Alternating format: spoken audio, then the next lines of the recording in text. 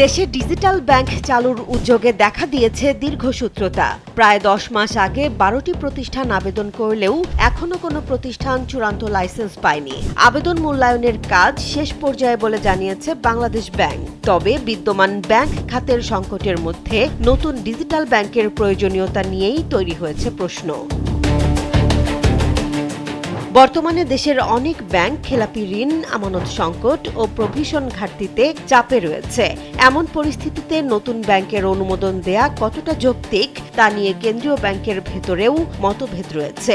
Bank খাত সংশ্লিষ্টদের কেউ কেউ বলছেন, সংকটের মধ্যে নতুন ডিজিটাল ব্যাংক অনুমোদন দেয়া হবে মরার ওপর খাড়ার ঘা। জীবন অবাক না করলে কে করবে? 28% মিল্ক ফ্যাটের অবাক করার সাথে ফ্রেশ মিল্ক পাউডার। জীবন অবাক করুক প্রতিদিন। তবে ডিজিটাল ব্যাংক চালুর প্রক্রিয়া বন্ধ হয়নি বলে জানিয়েছে বাংলাদেশ ব্যাংক। কেন্দ্রীয় ব্যাংকের মুখপাত্র মোহাম্মদ আরিফ হোসেন খান জানিয়েছেন, আবেদনগুলোর মূল্যায়ন প্রায় শেষ। প্রতিবেদন পরিচালনা পর্ষদে উপস্থাপনের পর সিদ্ধান্ত নেওয়া হবে।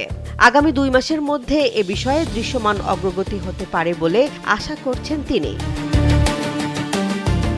2025 সালের সেপ্টেম্বরে ডিজিটাল ব্যাংকের লাইসেন্সের আবেদন নেওয়া শুরু হয়। সময়সীমা বাড়িয়ে 2 নভেম্বর পর্যন্ত করা হলে নির্ধারিত সময়ের মধ্যে 12টি প্রতিষ্ঠান আবেদন করে। প্রতিটি আবেদনকারীকে ফেরতযোগ্য নয় এমন 5 লাখ টাকা ফি জমা দিতে হয়েছে।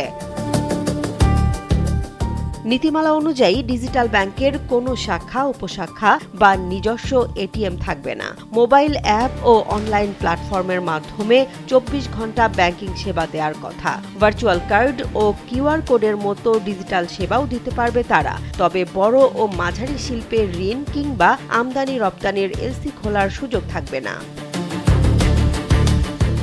ঢাকা বিশ্ববিদ্যালয়ের অধ্যাপক ডক্টর মোহাম্মদ শহীদুল ইসলাম জাহিদের মতে, বর্তমান বাস্তবতায় নতুন ব্যাংকের চেয়ে সংকটে থাকা বিদ্যমান ব্যাংকগুলোকে স্থিতিশীল করা বেশি জরুরি। একইভাবে বিআইবিএম এর সাবেক মহাপরিচালক ডক্টর তৌফিক আহমদ চৌধুরী মনে করেন, বিদ্যমান ব্যাংকগুলোর ডিজিটাল সেবা আরও শক্তিশালী করাই বেশি প্রয়োজন। তবে প্রযুক্তি নির্ভর আর্থিক সেবা বাড়াতে ডিজিটাল ব্যাংকের সম্ভাবনাও রয়েছে। কম খরচে দ্রুত সেবা ও ক্ষুদ্র ব্যবসায় অর্থায়নে ভূমিকা রাখতে পারে এমন ব্যাংক। এখন প্রশ্ন হলো, 10 মাস ধরে অপেক্ষায় থাকা 12টি প্রতিষ্ঠানের ভাগ্যে শেষ পর্যন্ত কি আছে? আগামী 2 মাসেই মিলতে পারে সেই উত্তর। জেসমিন জাহান, কালবেলা।